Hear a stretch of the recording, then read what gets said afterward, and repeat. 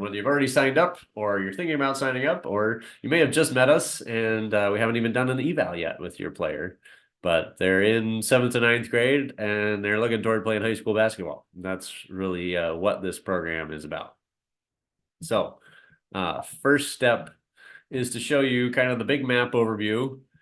This is my brainchild of 3 years now, and this is version 2.0. So we're just releasing in March will be the first cabal of players that are going through the revised version 2.0. So we've got it broken down into 3 phases of 4 weeks or 4 modules. We're going to talk about the focus funnel, which is a lot to do with just how we give instructions and also thinking about player priorities in a funnel model. So we might have 12 things that are on their mind. We're trying to filter down to what are the top 3, how are we going to measure them, and what's the baseline in week 1 so that 12 weeks from now we know if we made an impact, if we actually improve something.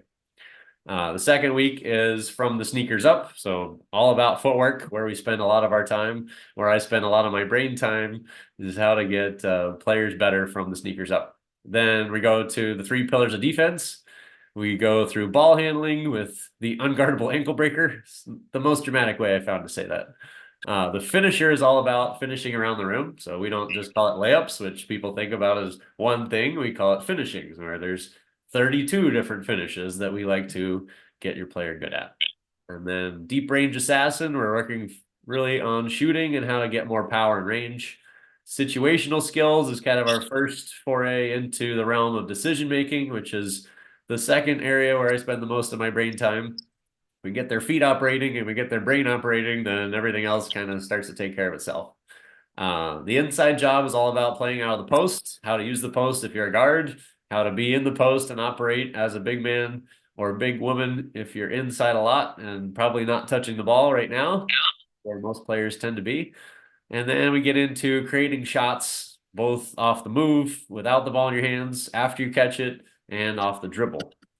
Scores formula, we get into really measuring efficiency, getting your player thinking about shot selection. So they're not just happy taking whatever shot arrived in their hands and happened to go in the basket, that they're intentionally choosing to take better quality shots with more open space and a higher probability of scoring, and therefore their efficiency goes up. And hopefully, if their coach is paying attention, their value to their team goes up with that.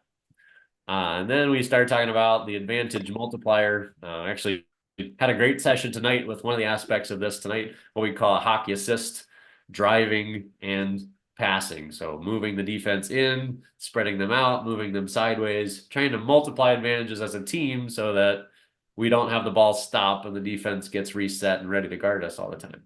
And then the last week is the decision maker, which developed kind of a nuanced specialty with this age group of just giving them a framework for decision making so that they can make fast decisions and make them accurate and make them good quality decisions and just give them a way to think about how they make decisions intentionally so that they can have a better sense of control, which a lot of what we're going to do in this program is not directly related to confidence. It's several layers deeper, right? It's several layers underneath confidence, and confidence is just like the end result that people notice. And like we called it that because enough players went through it and enough parents said, their confidence changed, that we decided to call it the confidence formula. Like this is actually a recipe that keeps giving us the same feedback.